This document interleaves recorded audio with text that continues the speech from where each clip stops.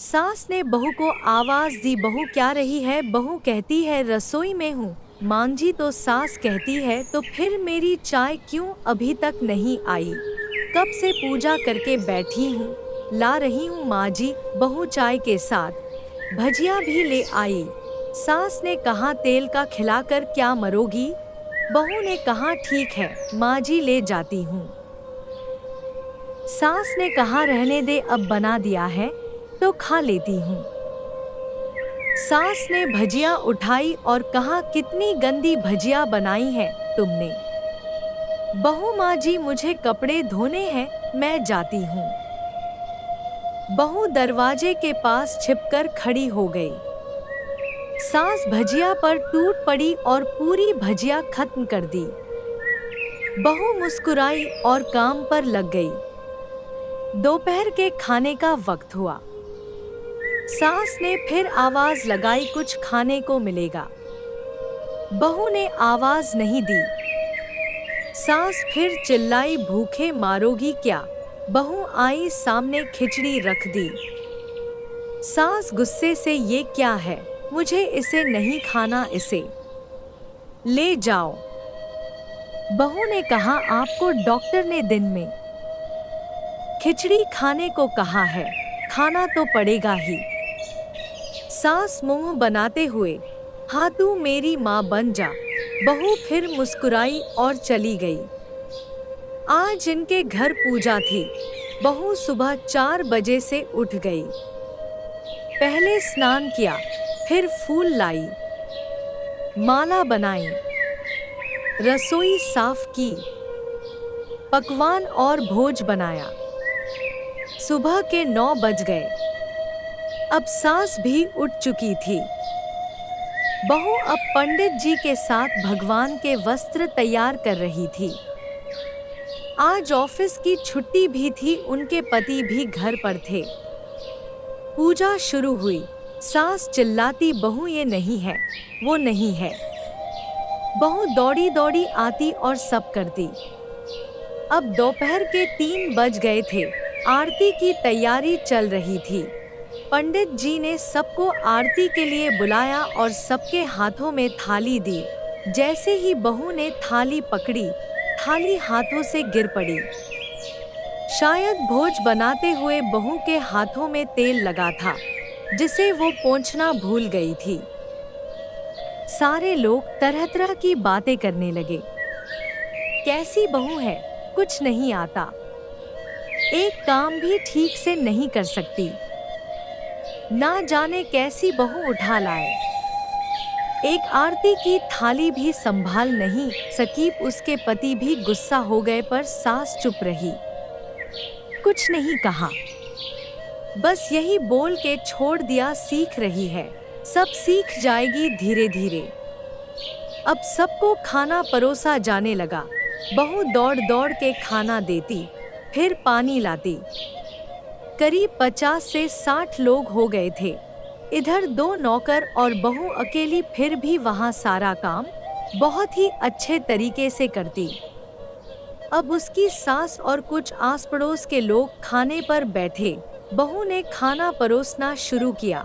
सबको खाना दे दिया गया। जैसे ही पहला निवाला सास ने खाया, तुमने नमक ठीक से नहीं डाला क्या? एक भी काम ठीक से नहीं करती, पता नहीं मेरे बाद कैसे ये घर संभालेगी। आस पड़ोस वालों को तो जानते ही हो ना आप, वो बस बहाना ढूंढते हैं नुक्स निकालने का। फिर वो सब शुरू हो गए, ऐसा खाना है, ऐसी बहू है, ये वो वगैरह वगैरह। दिन का खाना हो चुका था। अब बहू बर्तन साफ करने नौकरों के साथ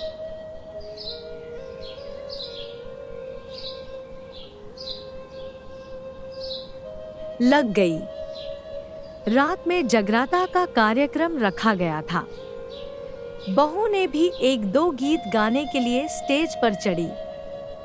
सास जोर से चिल्लाई मेरी नाक मत कटा देना, गाना नहीं आता तो मत गा, वापस आ जा।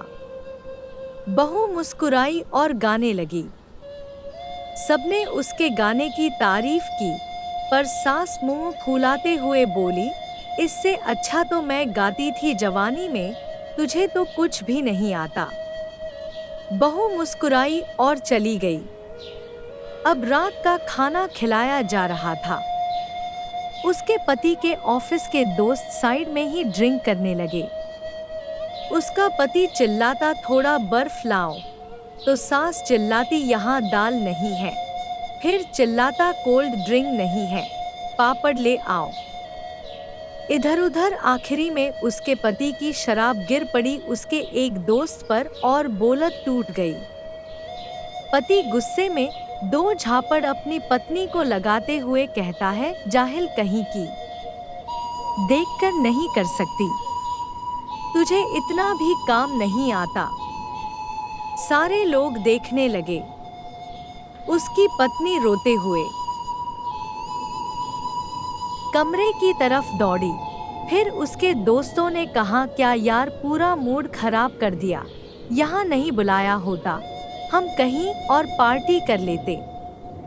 कैसी अनपढ़ गंवार बीवी ला रखी है तूने, उसे तो मेहमानों की इज्जत और काम करना तक नहीं आता, तुमने तो हमारी बेइज्जती कर दी। अब्बास पड़ोस की औरतों को और बहाना मिल गया था। वो कहने लगी, देखो क्या कर दिया तुम्हारी बहू ने, कोई काम की नहीं है। मैं तो कहती हूँ अपने बेटे की दूसरी शादी करा दो, छुटकारा पाओ इस गंवार से। सास उठी और अपने बेटे के पास जाकर उसे थप्पड़ मारा और कहा, अरे नालायक, तुमने मेरी बहू को मारा, तेरी हिम्मत कैसे हुई, तेरी टांग तोड़ दूंगी। उसके बेटे के दोस्त कुछ कहने ही वाले थे कि उसकी माँ ने घूरते हुए कहा, चुप, बिल्कुल चुप, यहाँ दारू पीने आए हो, जबकि पता है आज पूजा है और तुम्हें पार्टी करनी है। कैसे संस्कार दिए हैं तुम्हारे माता पिता ने, और किसने मेरी।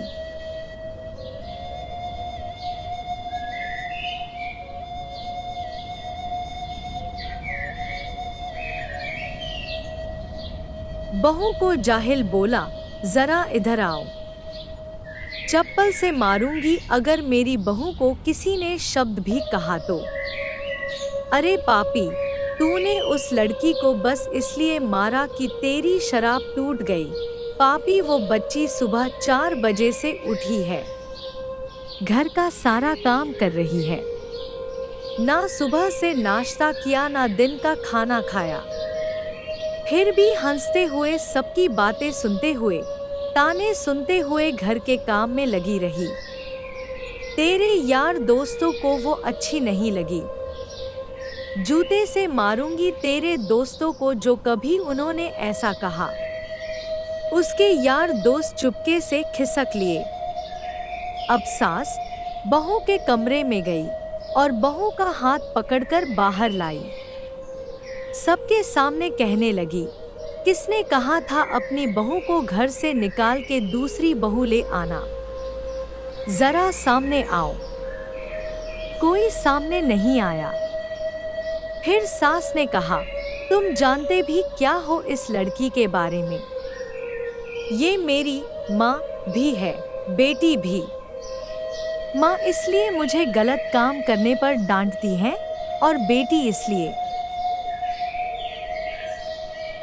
कभी कभी मेरी दिल की भावनाएं समझ जाती हैं, मेरी दिन रात सेवा करती है, मेरे 1000 ताने सुनती है पर एक शब्द भी गलत नहीं कहती, ना सामने ना पीठ पीछे, और तुम कहते हो दूसरी बहू ले आऊं। याद है ना छुटकी की दादी अपनी बहू की करतूत। सास ने गुस्से से पड़ोस की महिला को कहा, अभी पिछले हफ्ते ही तुम्हें मियां बीवी भूखे छोड़ घूमने चले गए थे। मेरी इसी बहू ने 7 दिनों तक तुम्हारे घर पर खाना पानी, यहाँ तक कि तुम्हारे पैर दबाने जाती थी, और तुम इसे जाहिल बोलती हो। जाहिल तो तुम सब हो जो कोयले और हीरे में फर्क नहीं जानते। अगर आइंदा मेरी बहू के बारे में किसी ने एक लफ्ज भी बोला तो मुझसे बुरा कोई नहीं होगा, क्योंकि ये मेरी बहू नहीं, मेरी बेटी है। बहू सिसकियां लेते हुए फिर कमरे में चली गई। सास ने एक प्लेट उठाई और भोजन परोसा। बहू के कमरे में खुद ले गई। सास को भोजन लाते देखा तो बहू ने कहा, अरे माँ जी,